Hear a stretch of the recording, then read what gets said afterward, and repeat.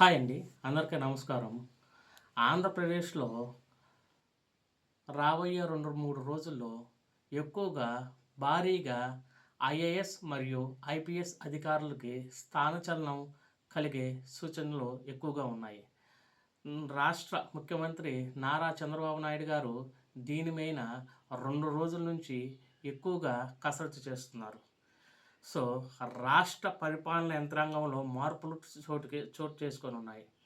టీటీడీలోని senior అధికారులు మరియు వివిధ శాఖాధిపతులు, కలెక్టర్లు, ఎస్పీల వరకు భారీ స్థాయిలో బదిలీలకి రంగం సిద్ధమైంది. 2 రోజుల నుంచి సీఎం చంద్రబాబు నాయుడు గారు దీని మీద కసరత్తు చేస్తున్నారు. ఆదివారం కూడా విస్తృతంగా కసరత్తు చేశారు. జాబితాను దాదాపుగా ఖరారైనట్టు సమాచారం. 2, 3 రోజుల్లో జాబితా విడుదల కానున్నాయి. అధిక సంఖ్యలో సీనియర్ అధికారులు స్థానచలనం కలిగే అవకాశం ఉంది. తొలి విడతలో వీరి పేర్లు ఎక్కువగా వచ్చేటట్టు ఉంది. తర్వాత శాఖాధిపతులు, కొందరు కలెక్టర్లు, ఎస్పీలు బదిలీలు ఉత్తర్వులు ఇస్తారు. విద్యుత్ పంపిణీ సంస్థల్లోనూ బదిలీలు ఎక్కువగానే జరిగేటట్టు ఉన్నాయి. కలెక్టర్ల పనితీరుపై ప్రభుత్వం ఇప్పటికే 2, 3 విడతలుగా విస్తృతంగా సమాచారం తెప్పించుకుంది.